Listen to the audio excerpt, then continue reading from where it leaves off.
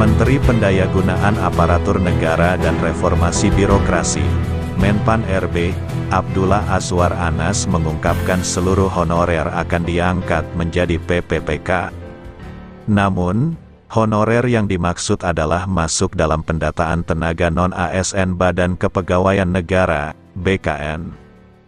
Jumlah honorer yang masuk pendataan BKN sebanyak 2,3 juta orang. Itu belum dikurangi dengan hasil seleksi PPPK 2023, kata Menteri Anas dalam rapat kerja dengan Komisi 2 DPR RI baru-baru ini. Dia menegaskan honorer yang akan menjadi aparatur sipil negara, ASN, pegawai pemerintah dengan perjanjian kerja, PPPK, harus melalui seleksi Computer Assisted Test, CAT. Namun, seleksi CAT BKN untuk honorer ini tidak serumit pelamar umum.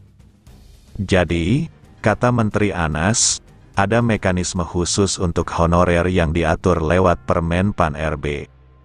Hanya honorer yang masuk database BKN diangkat PPPK penuh waktu dan paruh waktu, tegasnya.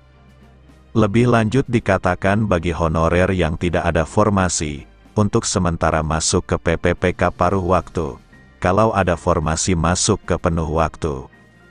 Bagaimana dengan honorer yang tercecer? Menpan RB Azwar Anas mengatakan akan dicairkan solusinya. Namun, untuk saat ini pemerintah akan fokus kepada honorer yang masuk data BKN. Merespons hal tersebut Dewan Pembina Forum Honorer K2 Tenaga Teknis Administrasi Indonesia Nur Baiti menyambut baik. Perlu ada skala prioritas pemerintah dalam penuntasan masalah honorer ini.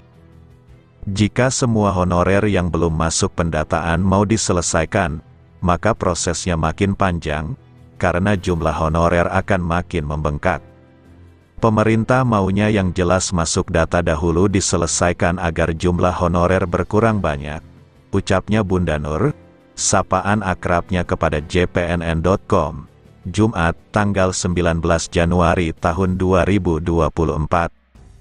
Dia bisa memahami mengapa pemerintah membuat dua mekanisme pengangkatan honorer menjadi PPPK paruh waktu dan penuh waktu.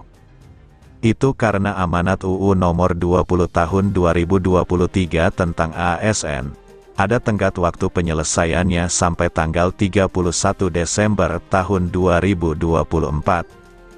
Apakah paruh waktu tidak bisa jadi penuh waktu? Bunda Nur mengatakan tentu bisa, karena Menpan RB Azwar Anas juga menjamin hal tersebut, apalagi jumlah ASN yang pensiun sampai 2027 itu banyak sekali. Jadi, daerah juga ada anggaran buat mengangkat PPPK paruh waktu ini menjadi penuhi waktu. Sebab, tidak mungkin juga pemerintah mengangkat honorer baru. Kami mengapresiasi Pak Menpan RB yang dalam raker bersama Komisi 2 DPR RI menyatakan honorer yang masuk pendataan non-ASN BKN tahun 2022 sudah masuk kotak aman dan akan menerima NIP ASN. Amanah Presiden diselesaikan, tuturnya.